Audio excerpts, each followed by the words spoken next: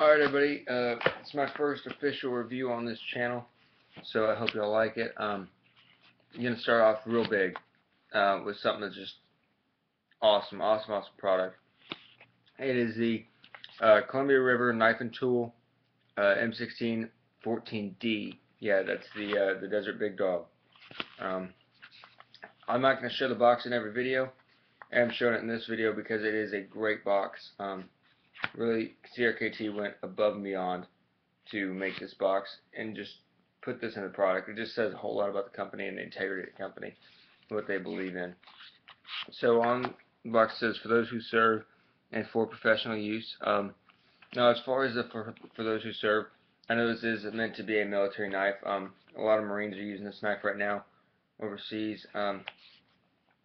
Now, as far as why I put it in the box, I don't know if that's just to let people know, that's a sales point as to, the Marines using it, so it's good enough for you too, or if they give a certain amount of the proceeds to the Marines, or armed services, or some kind of a military charity. I'm not sure on that. I really don't know. And then for professional use, I'm assuming that's on there just because it is such a hoss of a knife that professionals could get a ton of uses out of this. And the amateur knife person who's just going to have a knife just because they think it looks cool, they're just going to think it looks cool. So we'll open the box here. Of course you have your knife. We'll get to that here in a minute. It comes with some directions on how the auto lock system works, and I will go over that with you all here in a minute too. Then it has this little mini catalog. It's not so mini. This is how big it looks. Then you open it up, and it just keeps opening and opening and opening. And then it's got all this cool stuff. I'm really a big fan of the ER knives. I think I might get the ER-14. I like them a lot. They got the carbide tip on them for breaking glass, seatbelt kind of stuff like that. What else they have? The onion skinner. I like that knife a lot. Of course, the other M16s. I'll try to see if there's anything on here y'all have to see. Let's flip it over. I'm a huge fan of that Triumph neck knife right there. I like that a lot. There's the knife we're reviewing today. Other than that, we'll get to some of the other stuff in another video. Some of those Crkt products. Now we're going to get to the knife. This is an unassisted flipper design. These thumb studs, as some people are going to call them, are not thumb studs. They're actually lock bars. We'll flip it open, and you see how these bars lock against the back of this frame, keep your knife from going back.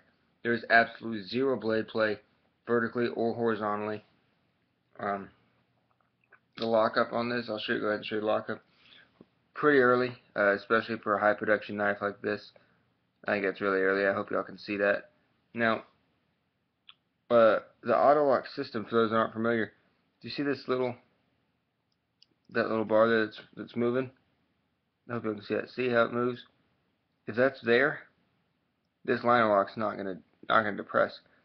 So I have to hit that, move it out of the way, then my liner will depress and I can close my blade. You can do this one-handed.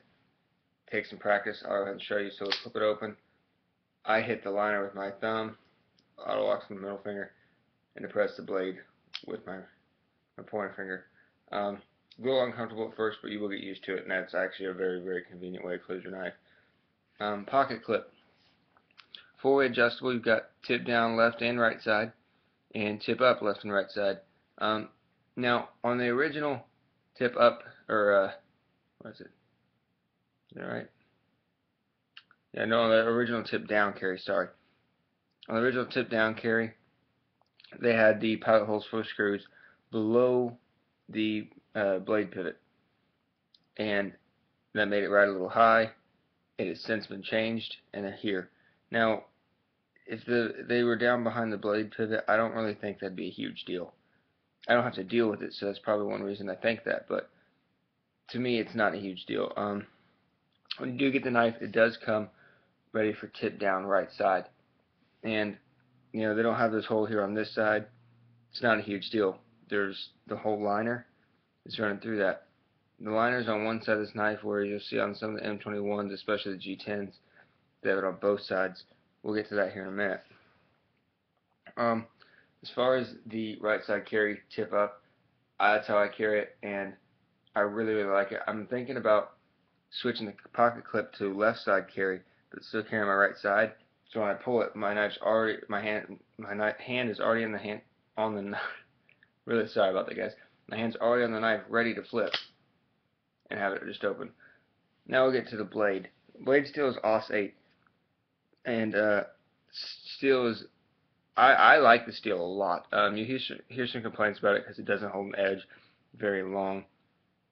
It holds an edge plenty long, and you can get a great edge out of it. It's very easy to sharpen. It's a Tanto or Tonto, however you want to say it. I say it Tanto.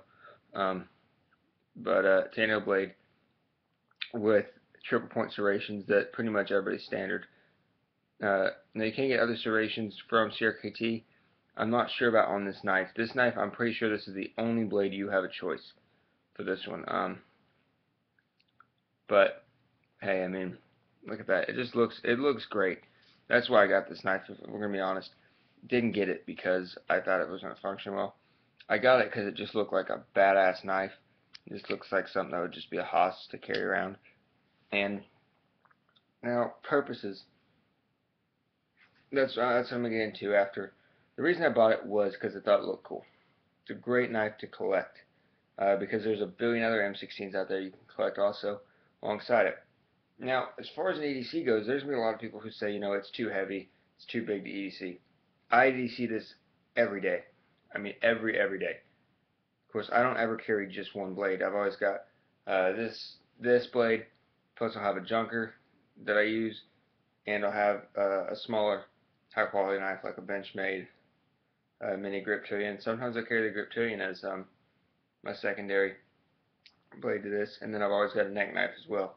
So, you know, we'll get into that another time on my EDC preferences, but you can EDC this very easily. A lot of people complain about weight. I really don't care.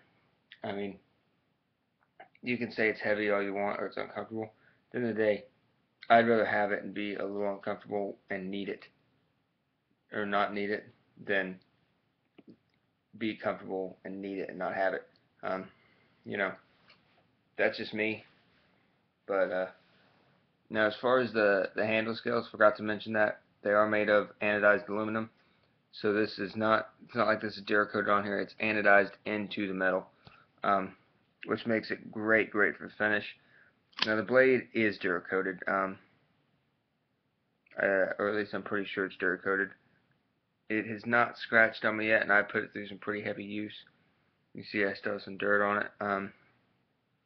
But overall, this blade has performed excellent for me.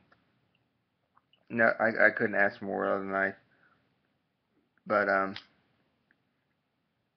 trying to think if there's anything I left out. Oh, I got it. Alright, see how you can see right through the knife, there's no back spacer. They just have the to space out the frame. They just put these two pins there, and then they let the blade pivot do the other one. And that means the knife is completely see-through. There's one of these holes on these sides, which means dirt falls right through it. You will never have to worry about dirt getting stuck in it, and that's a great feature to have. I really enjoy that, because you can, if you get some dirt stuck in there, spray a little water, dry it out, and it's good to go. It's like brand new. So that should do it on the review of the Crkt M16. And in just a few minutes, I'm actually going to do another review today and just release two. And I'm going to go with something even bigger. You know, I said I'm going to do some gun stuff on here. I'm not going to start out with some crazy guns first. I'm not going to start with anything huge. But I just got this gun, I don't know, 2 weeks ago. I fell in love with this thing. And it's cheap to shoot. So we're going to do, it's the MP-1522. We're going to talk about that next. So coming up here in just a minute, I'll let you know how I have it set up, what I'm running on it, and then all that. But So I hope you guys go watch that. If not, I'll see you on the next knife review.